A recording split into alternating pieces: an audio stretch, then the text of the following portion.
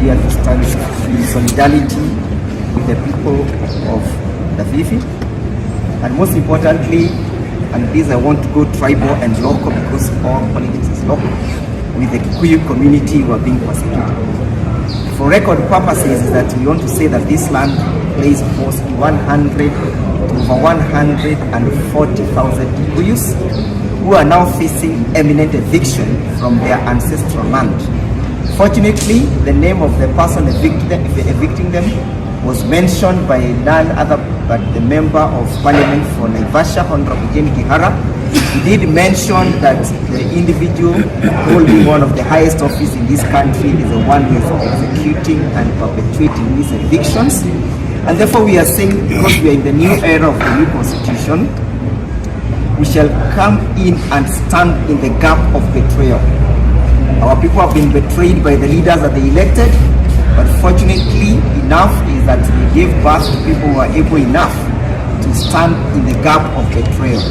And as such, and as previously indicated, we shall go to any length and strength to make sure that the individual's rights are protected and that somebody will not elevate himself to the higher towers of just thumping and saying that I have it all.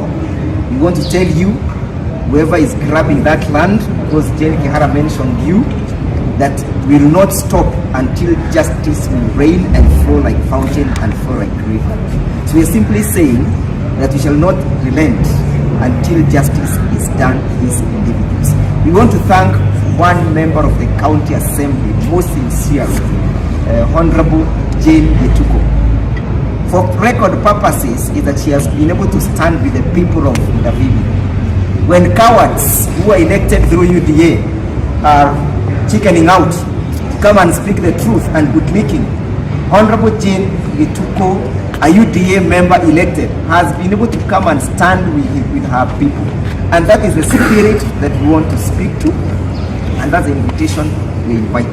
Thank you.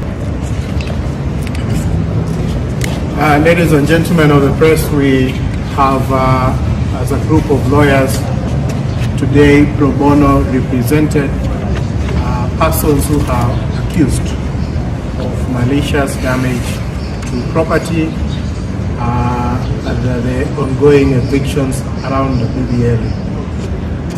We are concerned, first of all, that despite the offense alleged to have been committed in Naivasha, that these persons and the accused persons have been brought to Nairobi, and we understand that there is another group that is supposed to be charged in Kajiado. We see that as an abuse and a departure from the normal criminal process, and we attribute that to an intention to violate the rights of the accused persons, and it is because of that threat that we have joined today with other lawyers to ensure that we give them pro bono representation. To the true owners of this case, we want to tell you that as advocates, we are prepared to challenge not only this criminal trial, but the intended acquisition of the property that is in dispute. That will be challenged in court, and we are going to ensure that we mount serious and credible court action to challenge the ownership of that land. To the politicians around the area where this land has been grabbed, we want to say that your duty is to your people, so that you took office to protect and advance the interests of your people. It is not yet too late for you to retrace your steps and to come back to your conscience and to stand with the people that elected you into office and are now being persecuted and harassed, and their property being grabbed by the very, very government that they voted for and they put in place. But the political question, we will leave it for the individuals to handle. But we urge you to come back to your conscience and to stand and defend the people as they agitate for what is legally theirs. And to the people in Namibia, we want to give you our commitment as lawyers that we will stand with you, we will walk this journey with you, and we will mount cases, and we will challenge all these illegal actions that are being taken against you, and we are going to ensure that ultimately you will stand and you will face the land where you have come from, and you will say that irrespective of the fact that perhaps you are going against the high and mighty of this country, that the Constitution of Kenya is there to protect you.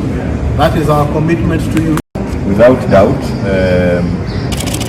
those who know a little bit about the history of this land, the ownership of this land started back, I think, in 1869. That is when the first chair was bought at the cost of 20 bob by these wazee and some who have already left. Na mkiangalia hawa wazee mkaya hapa, hawa ndio sasa watu mama kuja naonekana hivi kama ataonekana. Nataka muone, muangalie wale ambao wamestakiwa na kubomoa ua ya shamba ya Dr. William Samoei Ruto. Hawa 90 years. And remember, we were in Murang'a the other day with the 82-year-olds who had again been accused of belonging to Mogeki, and they were in the process of committing a felony. This is a trend of harassing people from our Kenya. The said piece of land, I only want to say this, Moi regime tried to take it away from these people. He did not succeed. Benjamin Kulei never took over possession of that land. Ruto now thinks that he can take it away from these people. We want to assure him he will not take it, less of our dead bodies. We will be there for these parents. And I want to thank my colleague lawyers and especially the younger people who have now taken it upon themselves to come and defend the community. We are under attack. And don't be cheated. We are under attack. And Jane Kehara and colleagues who are in Bunge, you are elected by these people to defend and protect them, not to abandon them and go to the highest leader, because that's what you have done.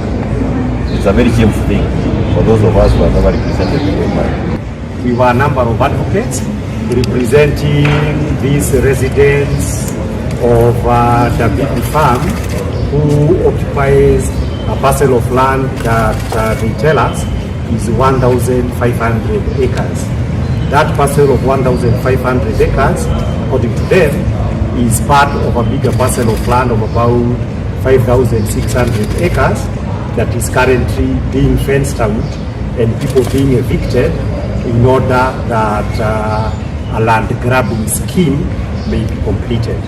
According to the accused person, the only reason why they have been charged in this matter is to ensure that the local community on the ground and the residents and their families will be unable to oppose the land grabbing scheme that is going on.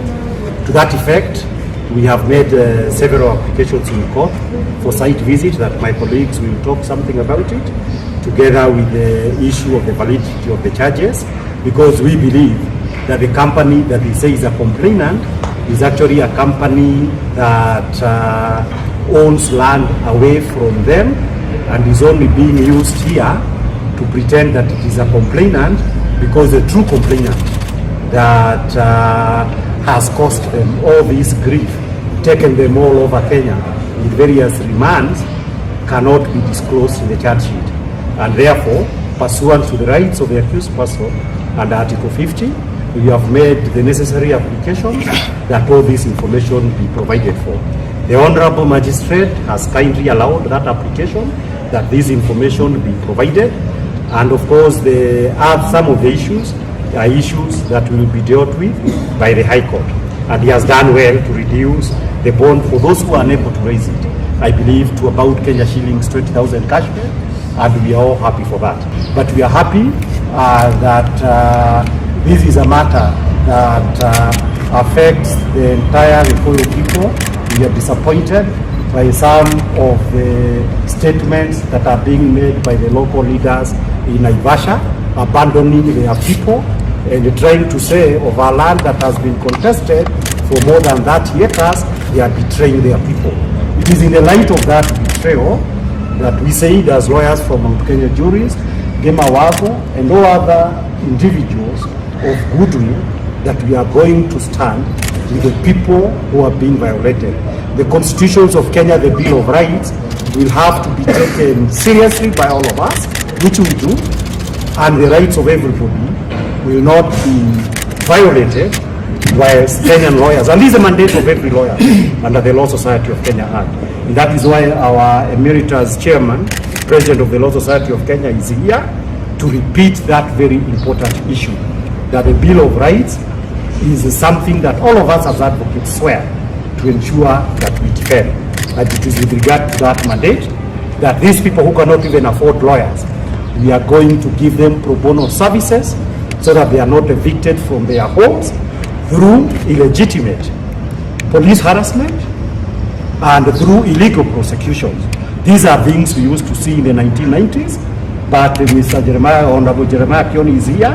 He will be able to tell us more about it, alongside the kind of work now that my learned colleague, Mr. Ndegwa, he's had to be running around all over Kenya, trying to stop very many literal fires that are being lit over the violations of the rights of ordinary people. This is the return of Kenya to the dark days. We oppose it, but we shall do that through the necessary means provided in the constitutions of Kenya. Thank you very much.